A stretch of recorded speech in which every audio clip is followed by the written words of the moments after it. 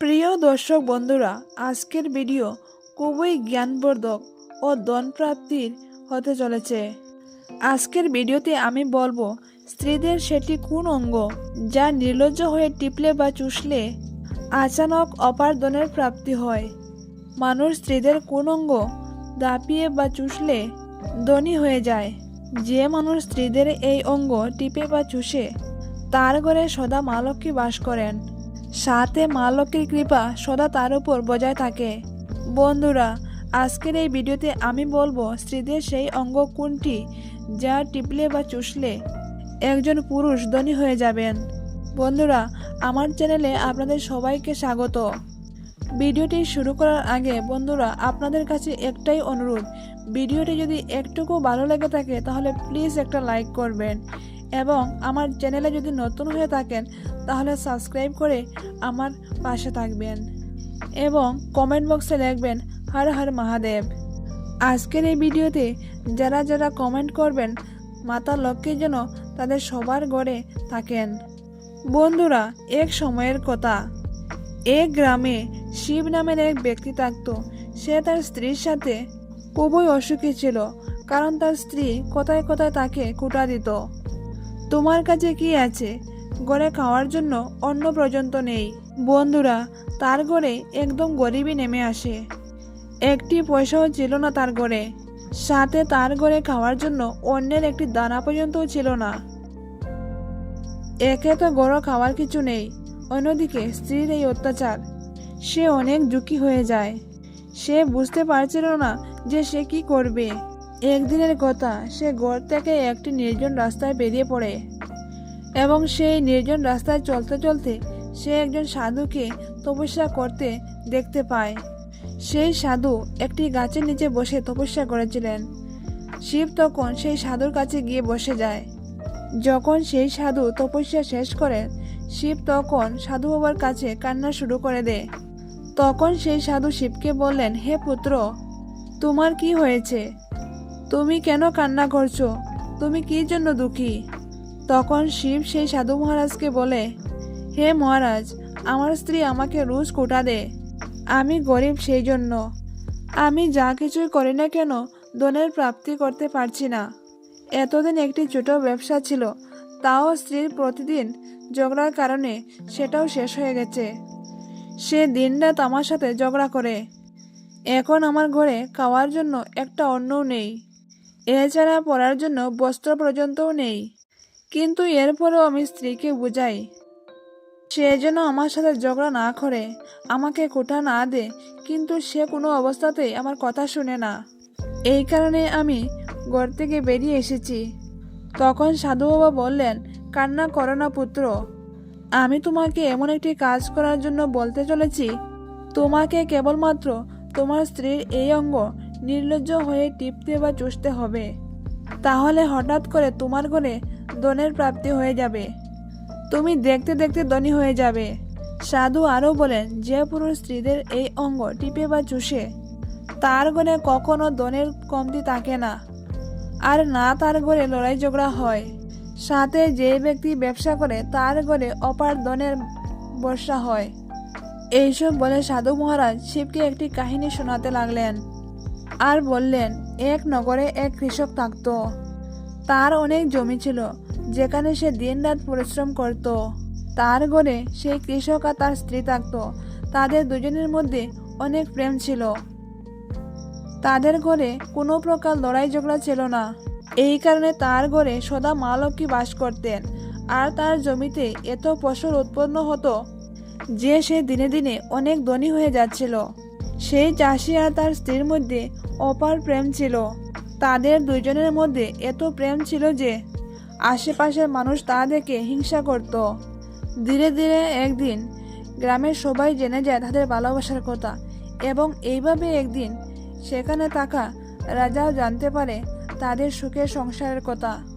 বন্ধুরা, কৃষক আর তার স্ত্রীর কথা যখন রাজার কানে পৌঁছায়, তখন রাজাও তাদের প্রেমের অনেক বেশি প্রশংসা করেন। রাজাও সবাইকে বলেন, আমাদের গ্রামে এমন একজন কৃষক আছে যে খুব ভালো এবং তার স্ত্রীও অনেক ভালো। তাদের দুজনের মধ্যে অনেক প্রেম আছে। আমি আমার জীবনে কখনো এত প্রেম কারোর মাঝে দেখিনি। একবারের কথা, ওই রাজা পুরো নগরের ডাক পিটায় আর বলে যে যে রাজ্যে যত লোক আছে সেই সমস্ত লোক তাদের ঘরে ঘিয়ের প্রদীপ জ্বালিয়ে রাখবে। তখন রাজার রানী রাজাকে প্রশ্ন করলেন, মহারাজ, আপনি সবার ঘরে কেন প্রদীপ জ্বালাচ্ছেন? রানীর প্রশ্ন শুনে রাজা রানীকে বললেন, প্রদীপ প্রেমের প্রতীক। যার ঘরে প্রদীপ জ্বলবে তার ঘরে প্রেম বেশি হবে। আর আমি চাই যে প্রেম কৃষক ও তার স্ত্রীর মধ্যে আছে সেই প্রেম যেন সমস্ত কৃষকবাসী সমস্ত নগরবাসীর মধ্যেও থাকে। এই জন্য আমি প্রতিটা ঘরে প্রদীপ জ্বালাতে চাই। বন্ধুরা, রাজার কথা শুনে সমস্ত নগরবাসী তাদের ঘরে ঘিয়ের প্রদীপ জ্বালায়। কিন্তু যখনই অনেক রাত হয় সবার ঘরের প্রদীপ নিভে যায়। কিন্তু কৃষকের ঘরের প্রদীপ কখনো নেবে না, কারণ প্রদীপ প্রেমের প্রতীক। আর কৃষকের স্ত্রী সে সদা তার ঘরে প্রদীপ জ্বালিয়ে রাখত, যাতে কৃষক আর তার স্ত্রীর মধ্যে প্রেম বজায় থাকে। সাথে ওই কৃষকের স্ত্রী সব সময় নিজের ইচ্ছা মতো চলতো, তার মনে যা আসতো তাই করত। সে কৃষকের কথা কখনো শুনতো না, কিন্তু এই জন্য কৃষকের কোনো অসুবিধা ছিল না। একদিনের কথা, একদিন রাত্রিবেলা সমস্ত রাজ্যের মানুষ ঘুমাচ্ছিল। তখন রাজা আর রানী রাজ্যে বেড়াতে বেরিয়েছিলেন। তখন তারা দেখলেন সমগ্র রাজ্যের সমস্ত ঘরের আলো নিভিয়ে আছে, কিন্তু একমাত্র সেই কৃষকের ঘরে প্রদীপ জ্বলছে। এই দেখে রাজা রানীকে বললেন, দেখো রানী, সেই কৃষক আর তার স্ত্রীর মধ্যে কত প্রেম ভালোবাসা। সবার ঘরের প্রদীপ নিভে গেছে, কিন্তু ওই কৃষকের ঘরের প্রদীপ এখনো জ্বলছে। এর মানে হলো ওই কৃষক আর তার স্ত্রীর মধ্যে অনেক বেশি প্রেম। তখন রানী রাজাকে বলেন, মহারাজ, ওই কৃষক আর তার স্ত্রীর মধ্যে যে এত বেশি প্রেম, তাই এই জন্যই সম্ভব কারণ কৃষকের স্ত্রী অনেক বেশি বুদ্ধিমান। তখন রানীর কথা শুনে রাজা বললেন, না রানী, কৃষক অনেক বেশি বুদ্ধিমান। তখন রানী বললেন, না মহারাজ, কৃষকের স্ত্রী অনেক বুদ্ধিমান। আপনি বুঝতে ভুল করেছেন, এখানে কৃষকের স্ত্রী অনেক বেশি বুদ্ধিমান। রাজা বললেন, না, কৃষক অনেক বেশি বুদ্ধিমান। এইভাবে তর্ক করতে করতে রাজা ও রানীর মধ্যে বিবাদ শুরু হয়। এই বিবাদ অনেক দূর পর্যন্ত গড়িয়ে যায়। তখন রাজা রানীকে বললেন, দেখো মহারানী, আমাদের তর্ক করার কোনো প্রয়োজন নেই। আমরা তাদেরকে পরীক্ষা করে দেখতে পারি। এই পরীক্ষায় যে উত্তীর্ণ হবে সেই বুদ্ধিমান। আমরা তাদেরকে একটা পরীক্ষা নিয়ে দেখি। রাজা আর রানী এই পরীক্ষার জন্য দুজনেই রাজি হয়ে যান এবং তারা পরীক্ষা নেওয়ার জন্য প্রস্তুতি শুরু করেন। এরপর রাজা তার মহলে ফিরে যান এবং তার এক সৈনিককে ডেকে পাঠান এবং সে সৈনিককে তিনি বলেন, তুমি কৃষকের বাড়ি যাও আর তোমাকে যা কিছু বলেছি তুমি তা ওই কৃষককে গিয়ে বলো। এরপর ওই সৈনিক রাজার কথায় কৃষকের কাছে যায় এবং কৃষককে গিয়ে বলে, আমি রাজার দরবার থেকে এসেছি, রাজা আপনার জন্য একটা প্রস্তাব পাঠিয়েছেন। তখন ওই চাষি বলেন, বলুন, আমি আপনার জন্য কি সেবা করতে পারি? আপনি বসুন, আমি আপনার জন্য জল নিয়ে আসি। তখন সৈনিক বলে, না, আমার জন্য কিছু আনতে হবে না, আমি রাজার সৈনিক, আমি রাজার আদেশে এখানে এসেছি, রাজা আপনার জন্য একটা প্রস্তাব পাঠিয়েছেন। তখন কৃষক বলেন, বলুন রাজা মহাশয়, আমার জন্য কি আদেশ করেছেন? তখন সৈনিক বলল, রাজা মহারাজ বলেছেন, যদি তুমি তোমার স্ত্রীকে ছেড়ে দাও তাহলে মহারাজ তোমাকে অনেক হীরামতি দেবেন, সাথে তোমার যা জমি আছে তার দ্বিগুণ জমি তোমাকে রাজা দিবেন। এছাড়াও রাজমহলের অর্ধেক অংশ তোমাকে দেওয়া হবে। সৈনিকের সমস্ত কথা শুনে চাষি বলল, মহারাজ যদি তার পুরো রাজ্য আমাকে দিয়ে দেন তবু আমি আমার স্ত্রীকে ছাড়ব না।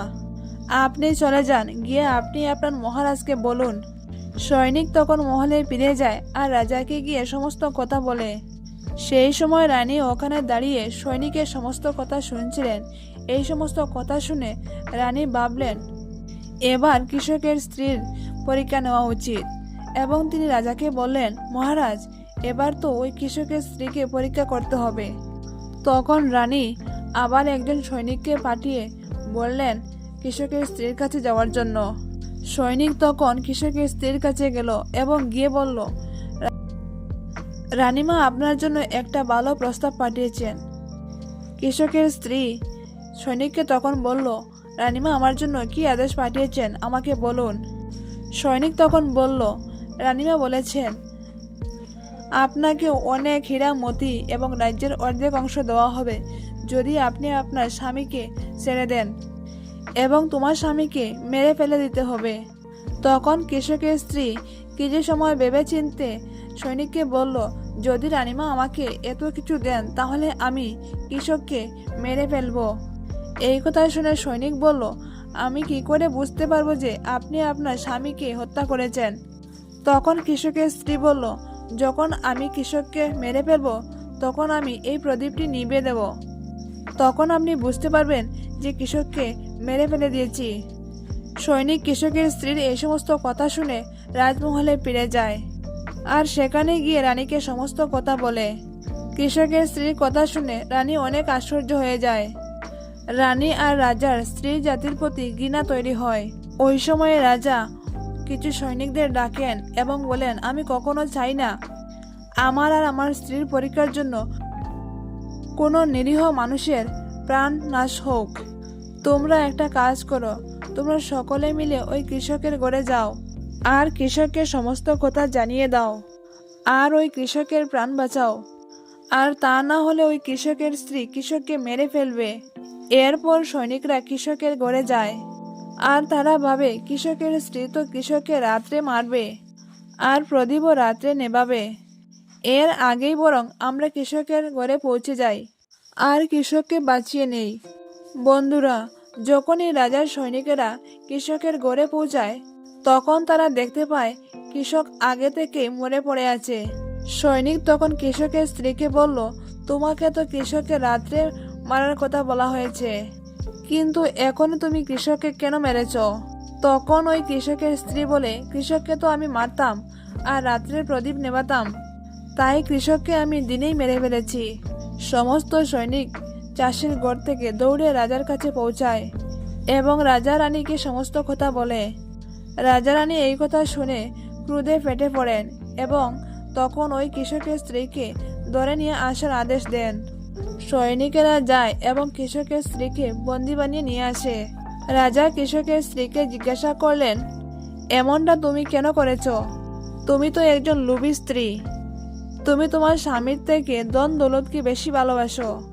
তখন কৃষকের স্ত্রী উত্তর দেয়, আমি কৃষককে আগেই মেরে ফেলতাম, আমি তো কেবলমাত্র সুযোগের অপেক্ষায় ছিলাম, কারণ কৃষকের অভ্যাস অনেক খারাপ ছিল, সে আমার সাথে অনেক খারাপ ব্যবহার করত। তখন রাজা বললেন, এমন কি করত কৃষক? তখন সেই কৃষকের স্ত্রী উত্তর দেয়, সে সবসময় আমার নাকের উপরের অংশ তার আঙ্গুল দিয়ে টিপত, আর এছাড়া চাষি আমার সাথে আরো একটি কাজ করত, সে আমার কানের পেছনের অংশ সবসময় তার জিভ দিয়ে স্পর্শ করত। তখন রাজা বলে, একটি কথা বলো, যখন তোমরা গরিব ছিলে তখন কি কৃষক এই কাজ করত? তখন কৃষকের স্ত্রী বলে, না মহারাজ, তখন এমনটা করতো না। এরপর মহারাজ বললেন, আমি বুঝতে পেরেছি কৃষক কেন এই কাজ করত। এরপর সাধু মহারাজ শিবকে বললেন, এখন আশা করি তুমি বুঝতে পেরেছ স্ত্রীদের কোন অংশ টিপলে বা চুষলে আচানক ধন সম্পত্তির বর্ষা হয়। তখন শিব বলে, না মহারাজ, আমি এখনো বুঝতে পারিনি। এরপর সাধু বলে, যদি এখনো তুমি না বুঝতে পারো তাহলে আমি তোমাকে বুঝাচ্ছি। ওই কৃষক তার স্ত্রীর সাথে প্রথমে এই কাজ করত, যা ছিল সে তার স্ত্রীর নাকের উপরের অংশকে আঙ্গুল দিয়ে টিপত, কারণ যদি কারোর ঘরে অর্থের অভাব থাকে তাহলে তার উচিত তার স্ত্রীর নাকের উপরের অংশকে আঙ্গুল দিয়ে টেপা। বন্ধুরা, স্ত্রীদের নাকের উপরের অংশকে অনেক শুভ মানা হয়, এই কারণে যে এমন কাজ করে সে সবসময় ধনবান হয়। দ্বিতীয় কাজটি হলো, যে পুরুষ তার স্ত্রীর কানের পিছনের অংশটিকে তার জিভ দিয়ে স্পর্শ করে তার কপাল খুলে যায়, তার হঠাৎ করেই ধনের প্রাপ্তি হয়। এমনটা এই জন্য হয় কারণ স্ত্রীদের কানের পিছনের অংশ মাতা লক্ষ্মী বাস করেন।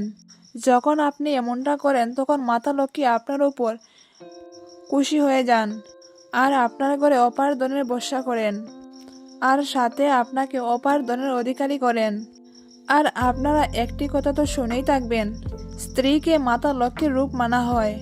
এই কারণে সংসারে যে মনুষ্য এই পবিত্র দুটি কাজ করে তার ঘর সদা সর্বদা ধনে পরিপূর্ণ হয়ে ওঠে। যা এই কাহিনীতে কৃষক তার স্ত্রীর সাথে করত। কিন্তু যখনই আপনি এমন কাজ করবেন, আগে আপনার স্ত্রীকে সমস্ত কথা বলবেন, তা না হলে এর অন্যতাও হতে পারে। আপনার জীবনেও ওইভাবে ওই চাষির মতো অনর্থ হয়ে যেতে পারে। বন্ধুরা, ভগবান শিবের প্রতি যদি ভক্তি সত্যি হয়ে থাকে, তাহলে কমেন্ট বক্সে লেখেন হর হর মহাদেব। এবং ভিডিওটি যদি আপনাদের ভালো লেগে থাকে, তাহলে প্লিজ একটা লাইক করবেন, এবং আমার চ্যানেলে নতুন হয়ে থাকলে চ্যানেলটি সাবস্ক্রাইব করে আমার পাশে থাকবেন। ভিডিওটি সম্পূর্ণরূপে দেখার জন্য আপনাদের অসংখ্য অসংখ্য ধন্যবাদ। আপনারা অনেক ভালো থাকুন, সুস্থ থাকুন। ধন্যবাদ।